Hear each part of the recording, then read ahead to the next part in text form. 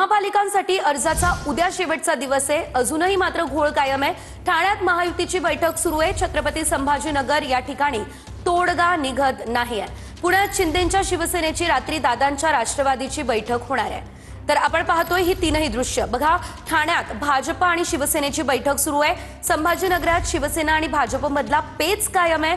तर पुण्यात शिंदेंची शिवसेना अजितदादांसोबत चर्चा करणार आहे। तर उद्या उमेदवारी अर्ज दाखल करण्याचा शेवटचा दिवस आहे। त्यामुळे जे काही निर्णय घ्यायचे असतील ते आज रात्रीच घ्यावे लागणार आहे आणि त्यामुळे या बैठकांचा सिलसिला हा कायम असल्याचं पाहायला मिळतंय।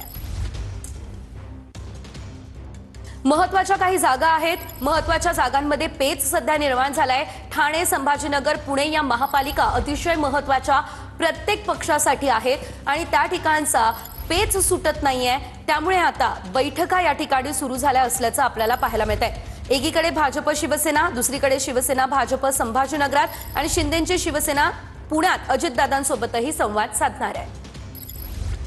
त्यामध्ये अजून युतीची स्पष्टता झालेली नाही आहे, कारण शिंदे साहेबांचा अजून काही निरोप आलेला नाही। पण आम्ही पुणे शहरामध्ये निवडणूक लढवण्याचा शिवसेना लढवणारे धनुष्यबाणावर त्यांना भेटायला गेलो आणि आम्ही आमची तयारी करतोय। तुम्ही आणि आम्ही काय आपल्याला काय करता आलं का, येतंय का, एवढं आम्ही त्यांच्याशी बोललो। पण त्यांनी म्हणले संध्याकाळी आपण तुमच्याशी बोलूया आणि त्यासाठी आता मग शिवतरे बापू येतील, दादांशी बोलतील आणि साहेबांशी बोलून काय निर्णय घ्यायचा तो होईल। मंत्री संजय शिरसाट यांच्या घराबाहेर राजेंद्र जंजाळ यांच्या कार्यकर्त्यांनी ठिय्या आंदोलन केलं। संभाजीनगर पालिका निवडणुकीतून जंजाळ यांनी माघार घेतल्यानं कार्यकर्ते आक्रमक झाले असल्याचं पाहायला मिळालं। 7 माजी नगरसेवकांच्या जागा भाजपकडे गेलेल्या आहेत आणि त्यामुळे जंजाळ हे नाराज होते।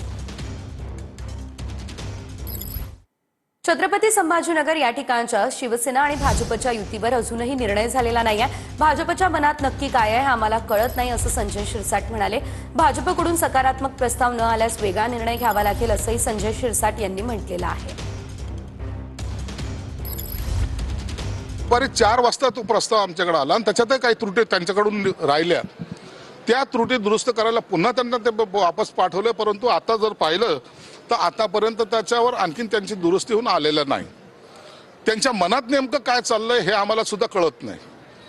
तुम्हाला वाटत नाही काही ती करावी तर नका करू, मैत्रीपूर्ण लढायचं तर मैत्रीपूर्ण सांगा।